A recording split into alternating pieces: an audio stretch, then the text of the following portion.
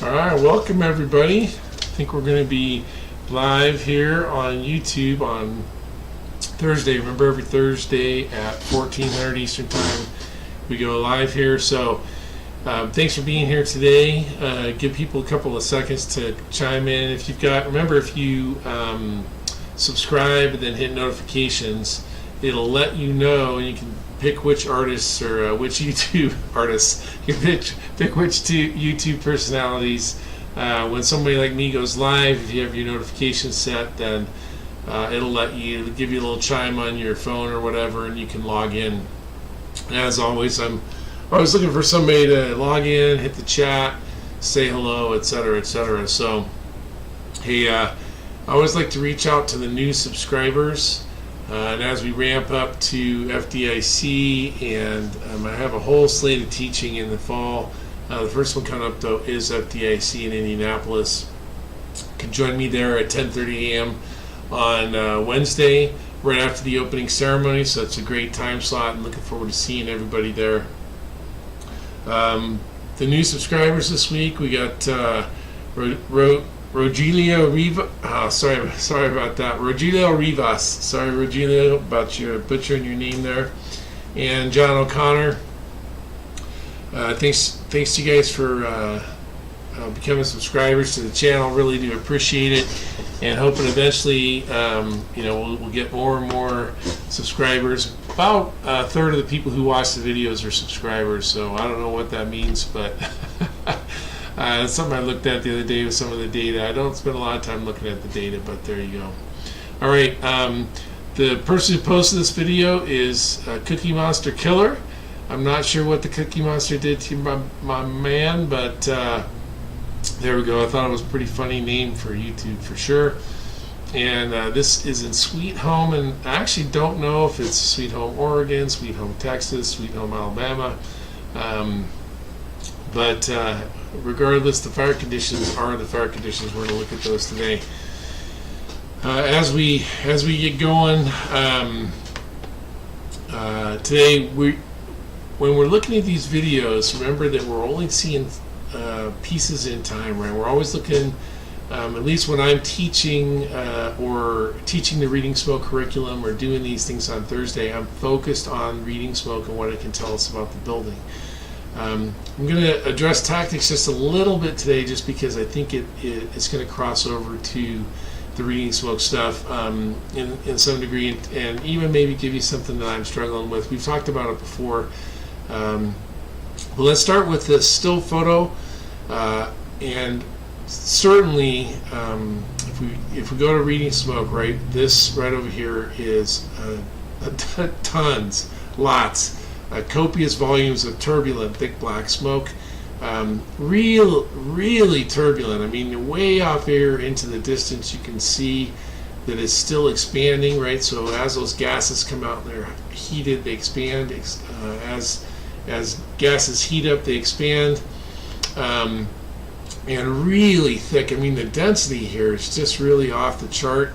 And remember that if we have a fire that's somewhere in this zone, and I think that because there's flame from this end and smoke from that end, but in this zone, that it superheats, right? So it superheats the gases, and as those are going through, it also superheats all the surfaces that are on the way. And without any more oxygen available, all those gases, all those surfaces off gas, right? All the material in there pyrolyzes, turns into gases, and adds to the density, right? So if we have a fire here and it's traveling these exhaust gases are traveling this entire distance, superheated. They're collecting more and more and more fuel, right? Smoke is fuel, and they're creating and collecting more fuel, which is why the density is really super high out here.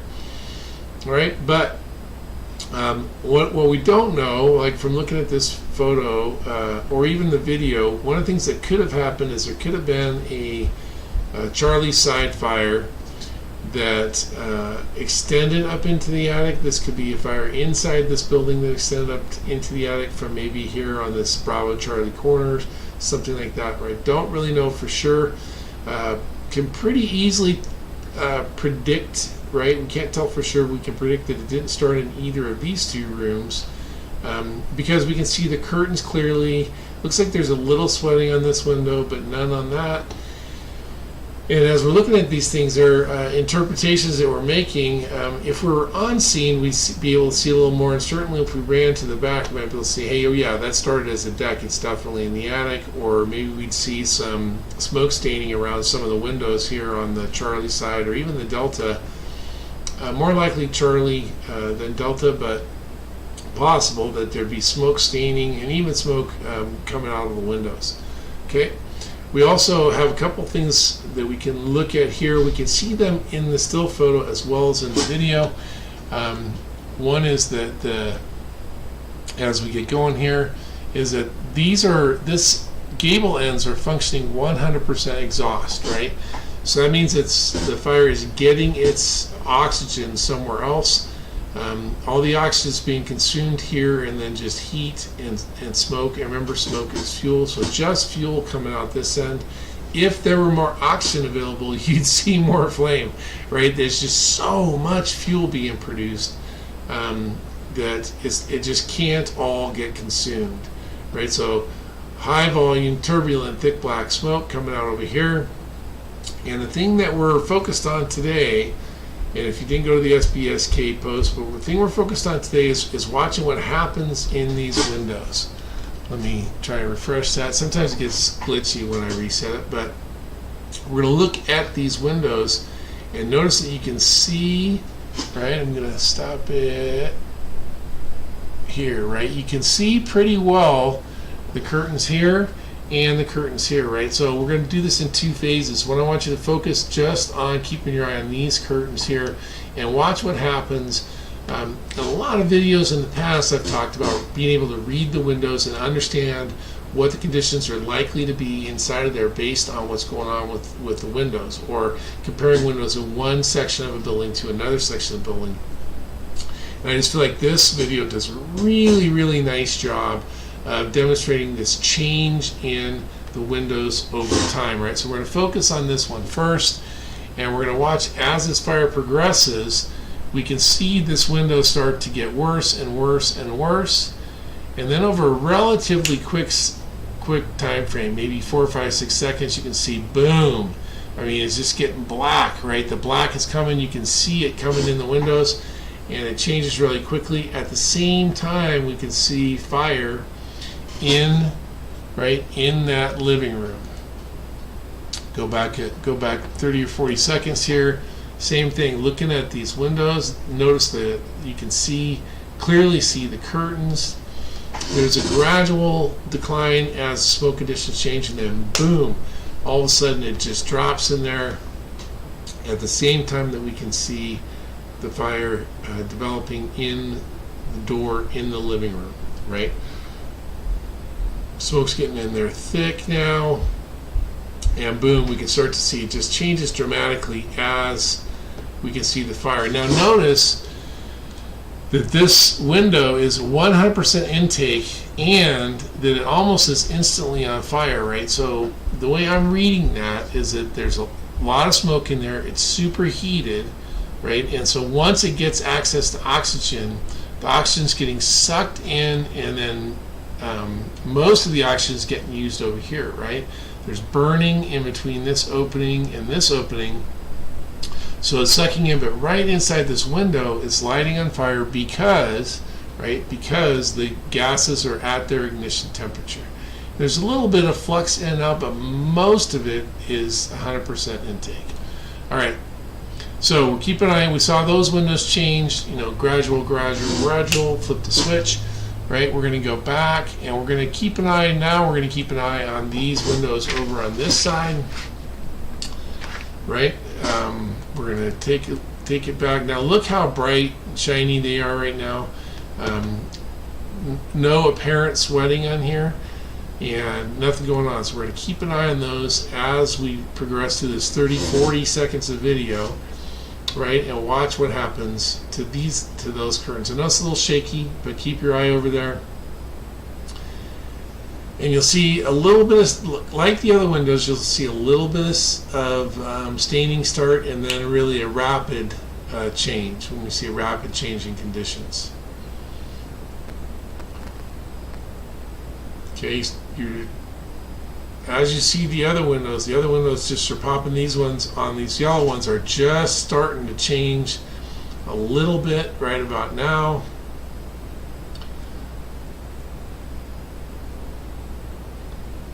And then you can see even a little bit more now, much more quickly now as they get darker and darker, and then you'll see a really rapid change going on here over the course of just 4, 5, 6 seconds. Now, notice that the first driving company is just pulling up, right? And so if you're looking at this right here, right, they're looking at these conditions, and they likely, right, they might have, but they likely never saw this window in its state where you could see it clearly. That's 30 seconds back, right, before they pull up. And so when they're arriving, they're seeing more of a consistent pattern on the front of the windows. Definitely be a little darker here than here. More soot, more sweat, right, from the condensation that's going to occur. The difference between the outside temperature and the inside temperature. But as they're pulling up, right, the windows are basically all darked out.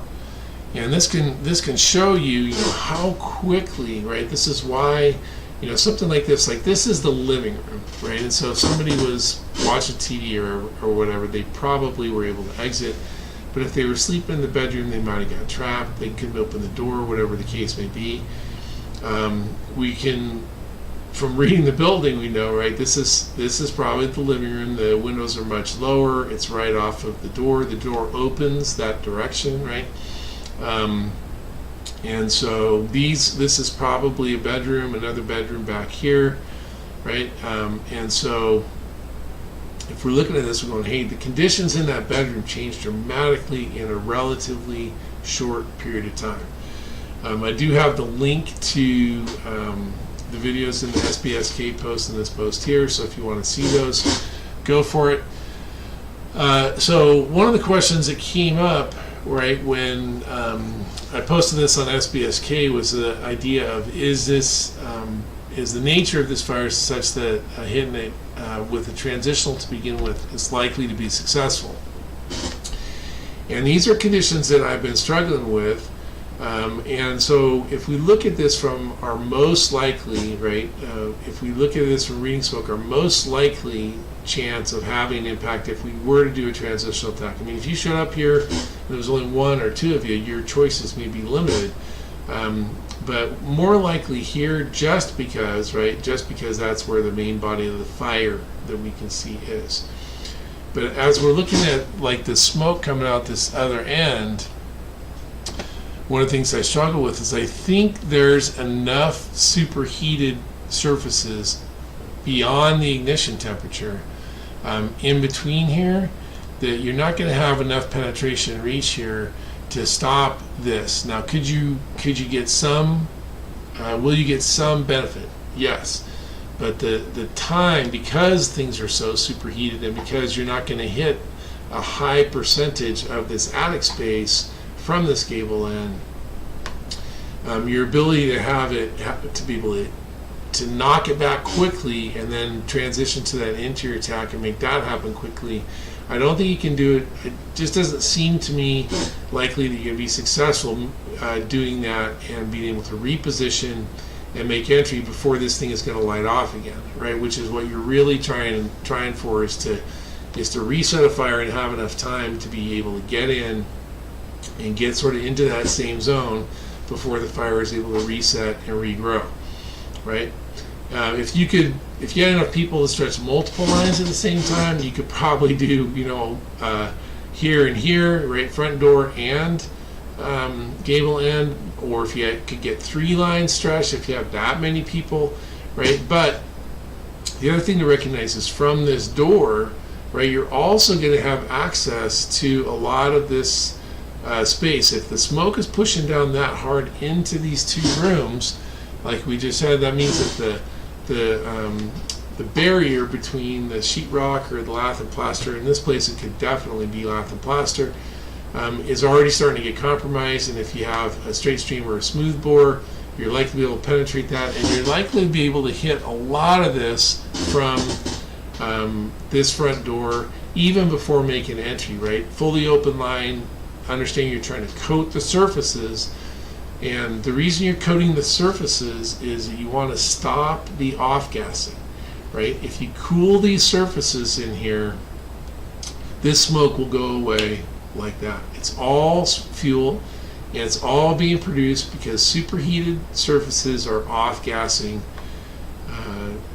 particulates, aerosols, and gases, right? The three components of smoke: particulates, aerosols, and gases. If you can cool the surfaces, you're going to stop the smoke, you're going to stop the fire, and you're going to be winning, right? And you can hit a lot of this building, right? A lot of this house you'd be able to hit with the penetration and reach of a hand line from the front door. Both a 2.5 and an 1 3/4 are going to be able to just knock the heck out of this space.